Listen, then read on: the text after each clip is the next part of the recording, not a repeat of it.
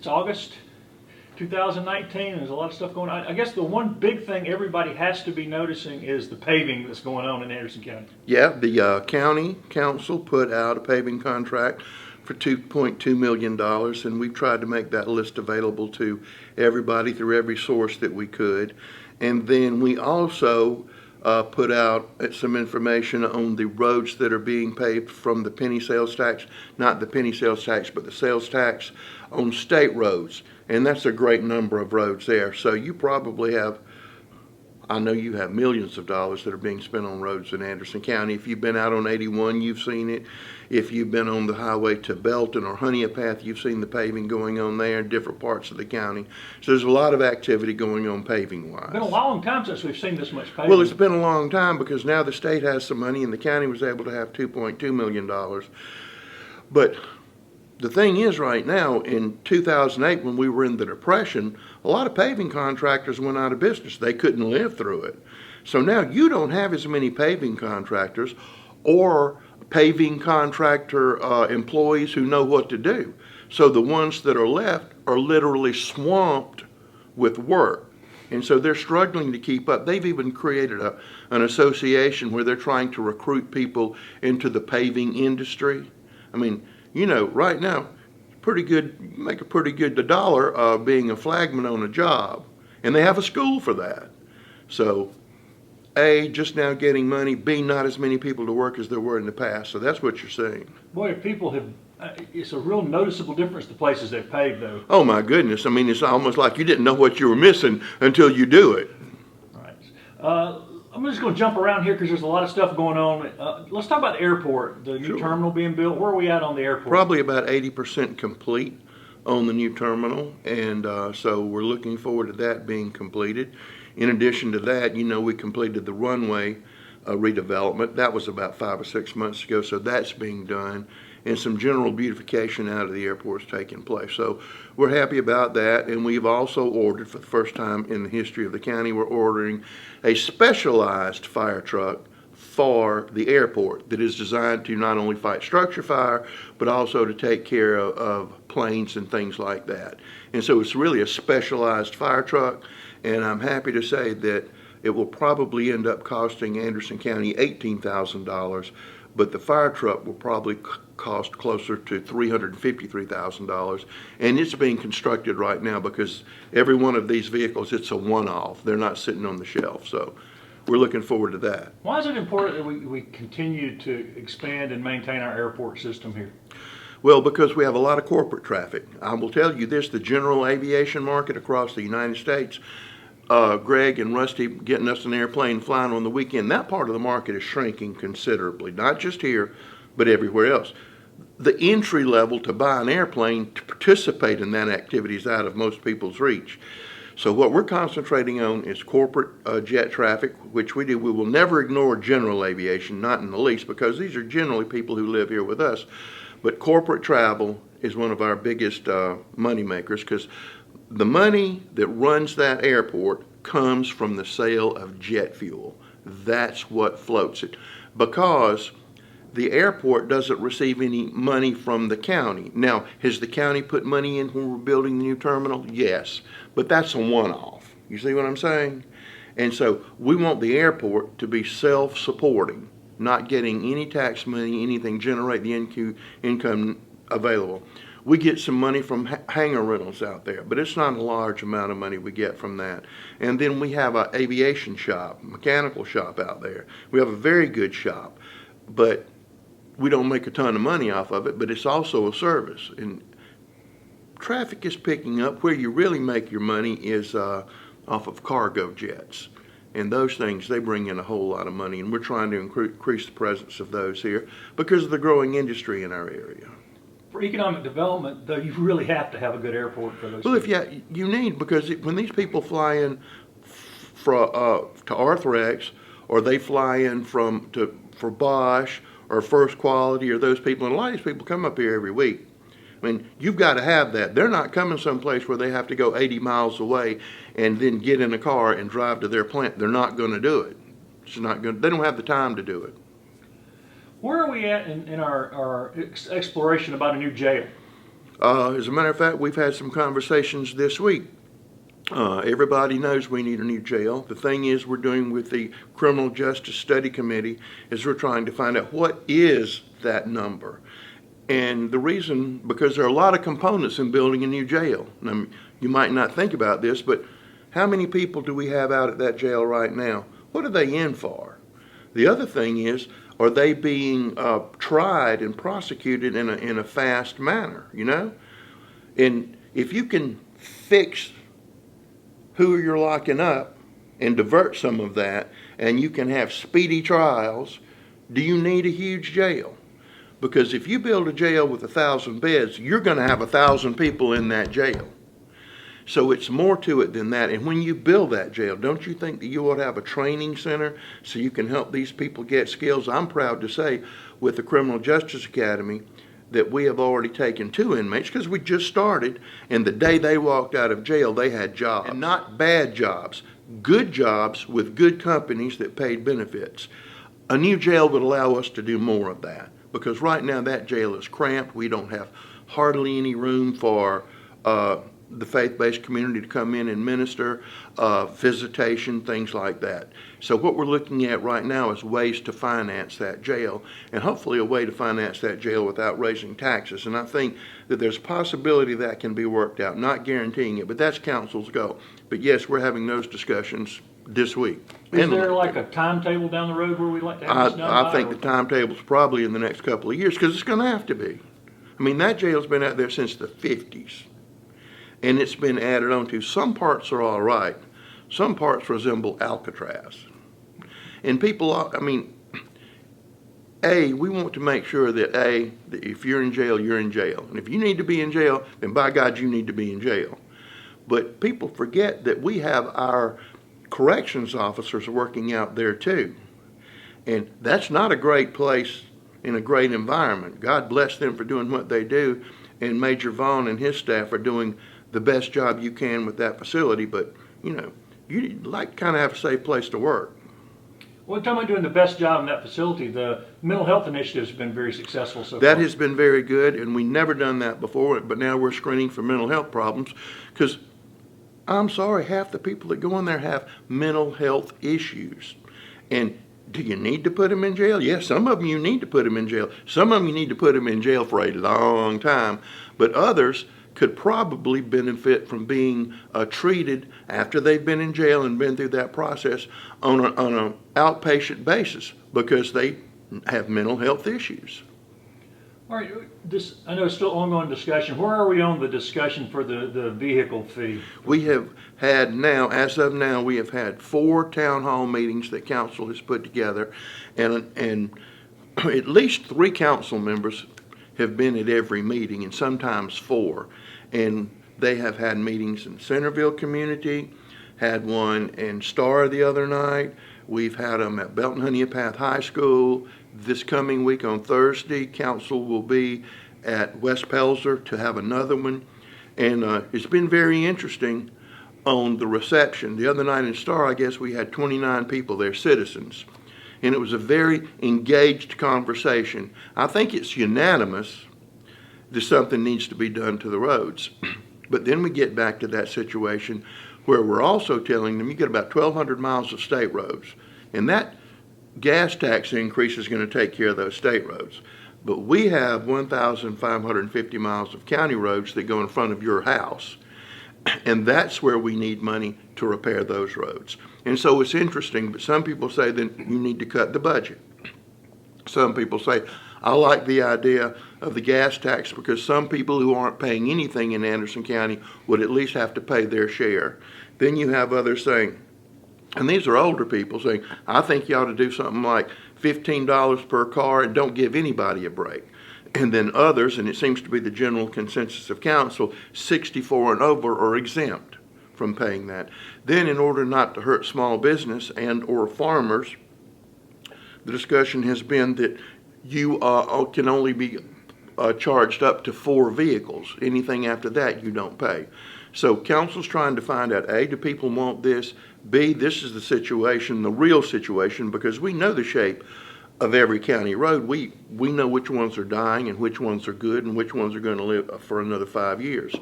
So it's been interesting. It's been good. It's just been great. And let's clear up too, there's still a lot of confusion among some people who haven't been to the meetings. It's $25 and the funds will be used exclusively for roads, right? Exclusively for roads that can't be used for anything else. It would go into a special pot. It would be audited every year, and every citizen in Anderson County would be able to see a copy of that audit, because it would be just for roads. It wouldn't be for paving parking lots. It wouldn't be to build parks. It wouldn't be to pay salaries.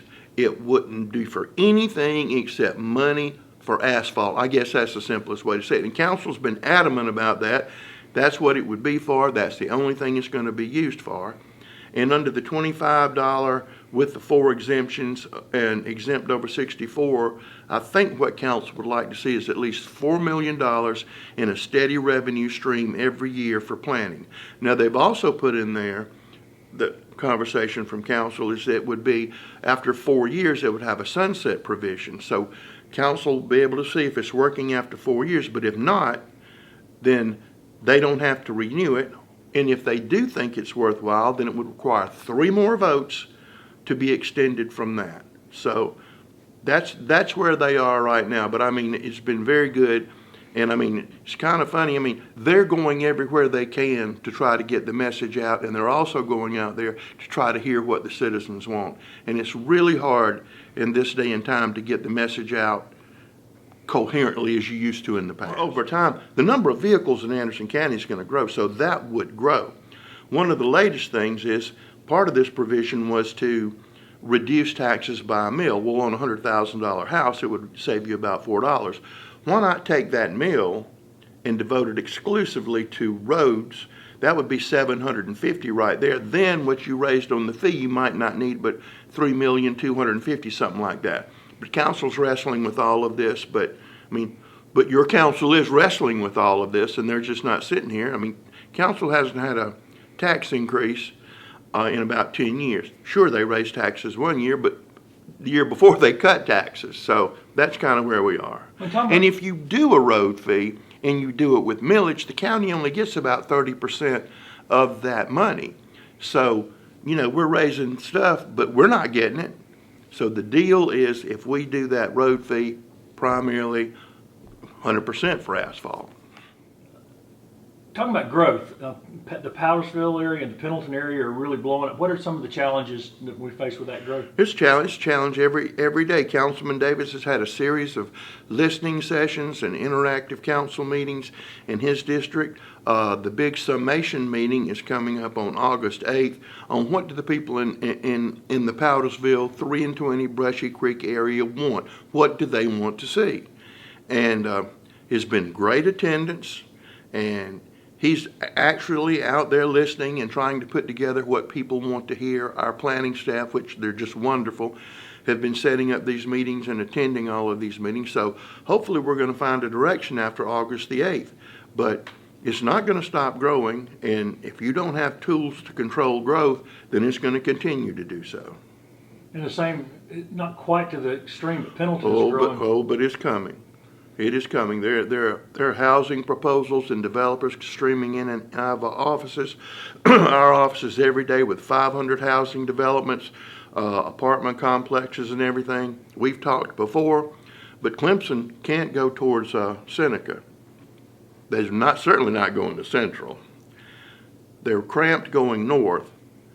There's one way to go, and that's towards Pendleton. But Anderson County is growing in that direction too.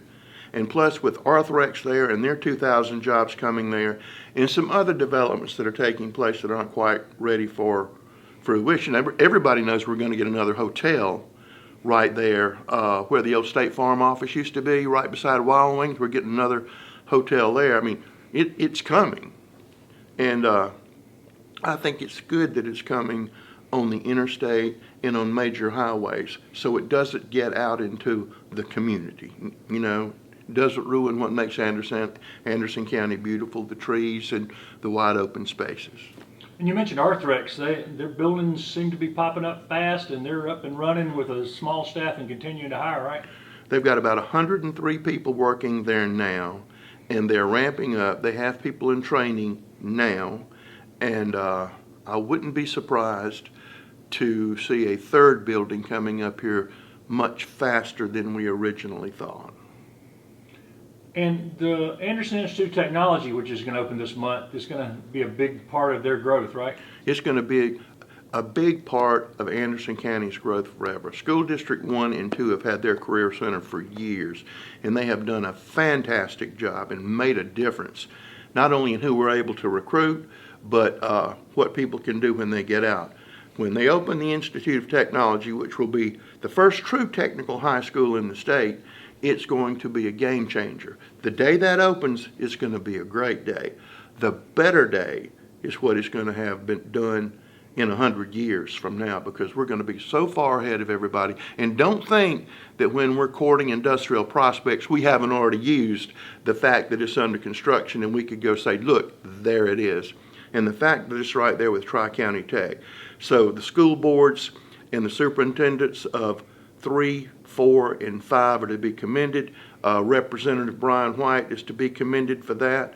A lot of this idea took place when we had Bobby Hitt up here one night to discuss economic development with council members, and Tom Wilson's had this dream, but Brian White put the seed money in place to make this happen. Brian did that, and he's been a champion of this project. But it's going to make us even more attractive than we already were. And provide homegrown jobs for our kids as well. Jobs that you can walk out the door and go get and make a lot of money and have the potential to grow.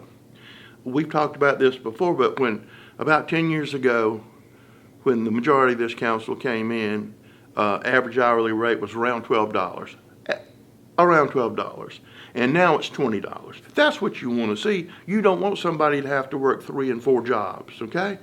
It would be nice to have one really good job that had benefits that you could take care of your family so you'd have time to actually have a family and be a family. And I think that provides, if mom and dad are both gone all the time working, kids are going to get in trouble. See me for example and reference. So I just think it just takes care of a lot of things. And as far as our industrial growth, we have to go south. How are we looking on the sewer projects for exits 11 and 14 on 85? Right now, Anderson County, we're going to build a wastewater treatment plant up in the northern end of the county to take care of all of 85 in that area. But during that process, town of Pendleton and the town of Clemson, we've all kind of started talking, do we really want a bunch of wastewater plants? Why don't we just stay where the Pendleton wastewater plant is, and Clemson, city of Clemson, Anderson County, and Pendleton go in there and expand that plant and take care of all of our things. It reduces the number of wastewater treatment plants. We capture economies of scale, and really helps our whole area, because Clemson's coming this way, Anderson's going that way. We might as well partner. Pendleton is blowing up. I say Pendleton's blowing up, you won't even know what blowing up is until about another year. So it just makes good sense, good expenditure of taxpayer money.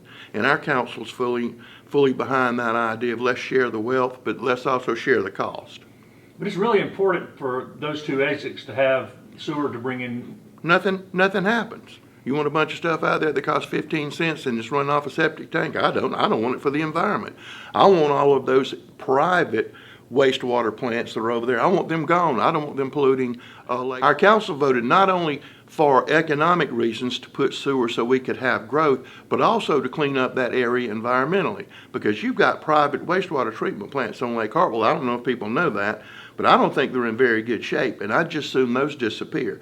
So not only is it good for the economy, it's good for the environment, and also takes care of Lake Hartwell. And the last time I checked, a whole lot of us drank water out of Lake Hartwell. Going down that way on 85, where are we on our sign coming in from the Georgia line? That will be on a committee meeting on Monday morning for approval. We already have the money in the budget, and hopefully we will have that. Council will look favorably upon that on Monday. Then we move it to Tuesday, and we can actually begin right after that. We already know where the site we would like to put it. We've had so many wonderful comments on the sign on the north end of the county. Really, more nice comments than I thought, and we need to do that because You know, we'll catch you coming from Charlotte and you will know you're in Anderson County. Now we want to catch you coming from Atlanta, and we don't want people to realize there's an Oconee County. It's just Georgia and Anderson. And it's gonna be a similar sign? Exactly the same kind of sign. Okay. Let's switch gears a little bit here and talk about Celebrate Anderson and the Civic Center. I know let's talk about Celebrate Anderson first. Celebrate Anderson is the Sunday before Labor Day. We will crank up everything around 1 o'clock. On the front lawn of the Civic Center, we will have inflatable toys and all kinds of activities for anybody to come and enjoy, and it will be absolutely free. At 2 o'clock, we're going to have the Clydesdales, the Budweiser Clydesdales, in a parade around the Civic Center. That doesn't cost anybody anything. Then, at 5:30, we will begin the concerts. We'll have T.L. Hanna Jazz Band, as they always traditionally kick it off, and then we will have 2 country acts, and then we will have the largest fireworks display in Anderson County that night. And if you bring your own food and drink, it doesn't cost you anything for the whole day. There will be concessions available if you don't want to fool with that and you just walk in there and eat. There'll be snow cones and corn dogs and hot dogs and hamburgers and all that available. So we're looking for a really great, spectacular day. And I can tell you right now, the Clydesdales have gotten about 55,000 hits.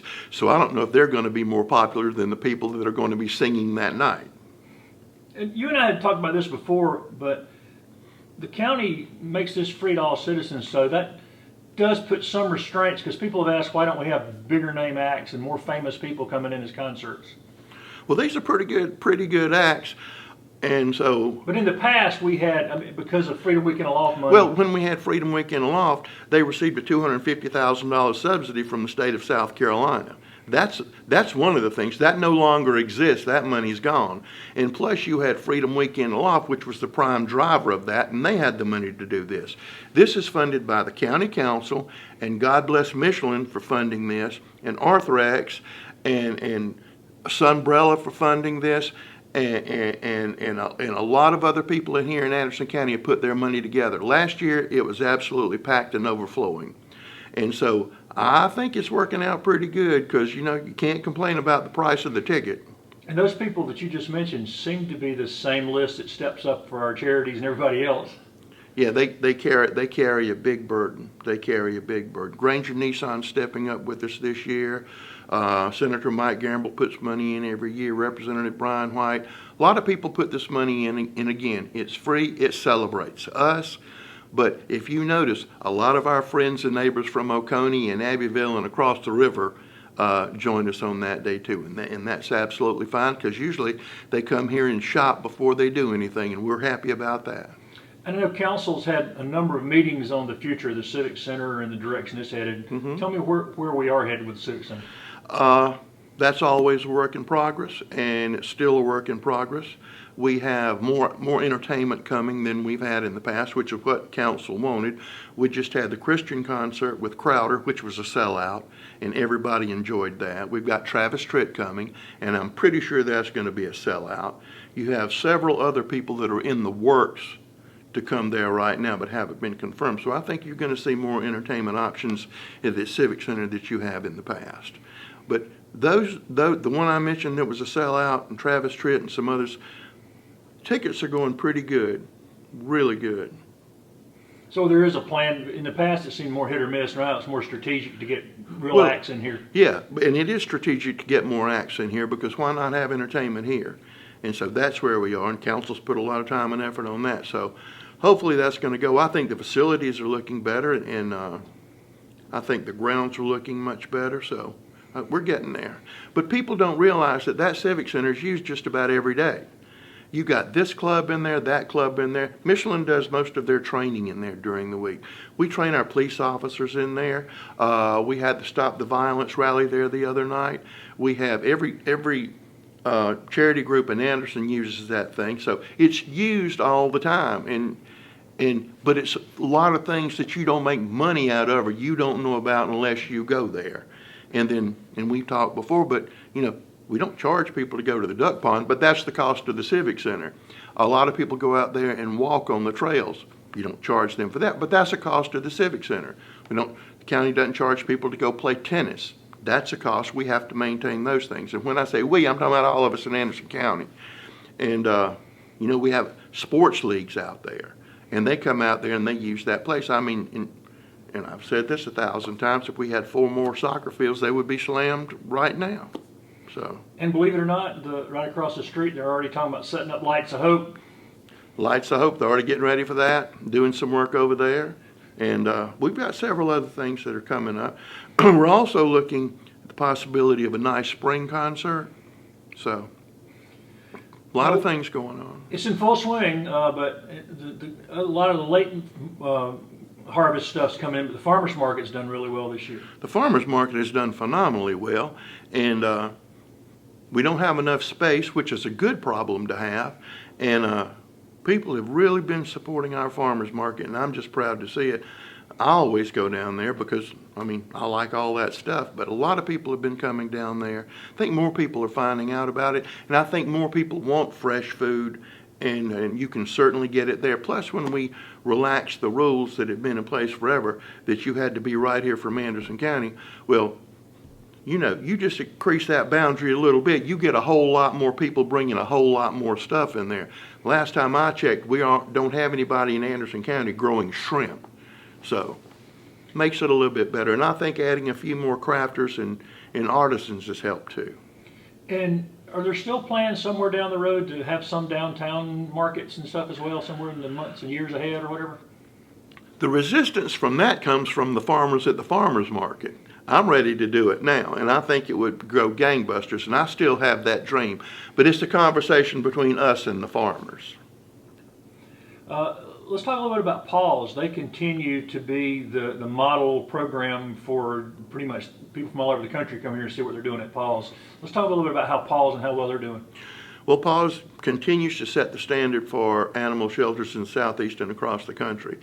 Dr. Sanders and our other staff members, Randy Lee, Cheyenne, Brandy, they could probably stay on the lecture circuit every week across the country. The demand to talk to them is that high. But it continues to do a wonderful job. We're in the process of building the dog park out there, which is really a community park and a dog park, so that's going well.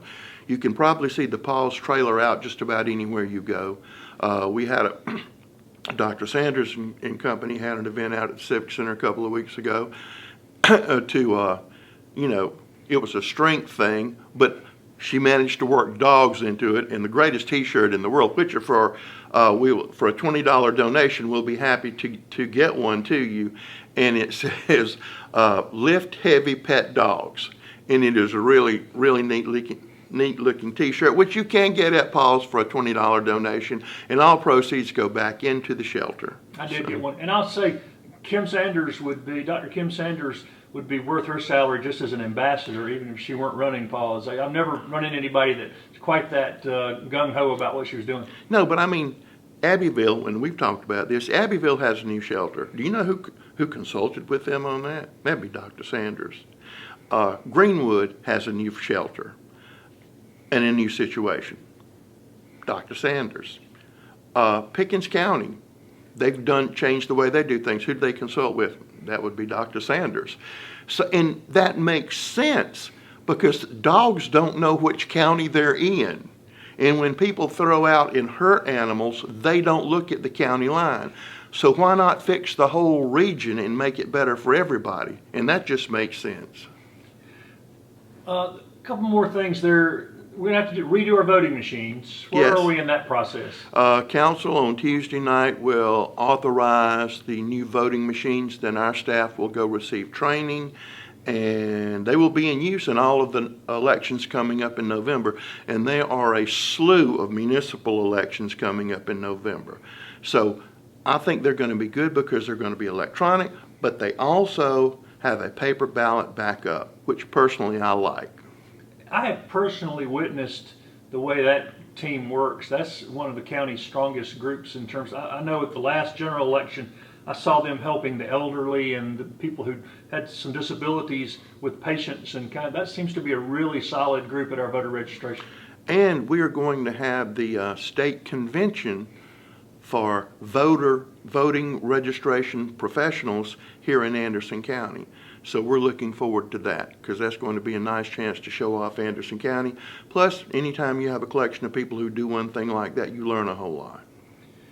What about the property in the courthouse property, the block that we're still sitting? We had meetings on that this week, on where we are on that, who the tenants are going to be, some parking issues to address and other things like that. So I'm hoping in the next 2 to 3 months we'll have something for the public to look at to see what they think, what their opinion is, and some new ideas. There's a lot of activity downtown. There are a lot of buildings in play, a lot of ideas about putting new buildings downtown, and we've had meetings with people interested in doing that, willing to invest millions of dollars in private money. So we're excited about that, working hand in glove with the city to make these things happen. So you have all of that going on, and I always remember 2 of our council people represent the city of Anderson. So we have a pretty big voice on our council for the needs of the city of Anderson. And you and I have talked about this multiple times, but talk again about why it's so important that we don't rush this thing through. Because that development will be there probably 100 to 150 years at least, even in this disposable economy. And, take your time on the front end, and if it doesn't look exactly right, don't rush into it. But if it looks exactly right and it's going to be well built and well maintained, it has to be something that's good for the whole Anderson County area. And to put a junk pile of cheap stuff behind the most significant building in Anderson County would be a horror. But we may have some drawings to look at in the next 2 or 3 months. Is that what you're saying? At least I'm hoping that we put the final touches on something that can be presented here shortly. All right, we're getting ready to move into the fall. Are there any other challenges that or visionary projects that the council's working on moving into the fall? Increased. We have several different streams of money that we can use for recreation projects. So we're looking to improve our parks, and some of the parks that people have never been to, we're going to close those. And I'm serious, we have some, I don't know how they got here. I don't know what the political motivation was, but we're cutting the grass and nobody's been to them for 5 years. So we're going to reduce that. I've been to them. We're going to reduce that amount and then put more into what we have. So that's one of the things we're going to do. Economic development is going to remain big because people always think that, well, y'all do the big projects. Well, we do the big projects. Anderson County does the big projects. I'm hoping in September, the first council meeting, we're going to begin another huge project with hundreds of jobs. So I'm hoping that's going to come to fruition. But we are swamped with requests from commercial entities. How do you do this? What's this? Where's this? What's this? What's this? So we're seeing a whole lot of that. So I think you're going to see the commercial landscape change to a degree.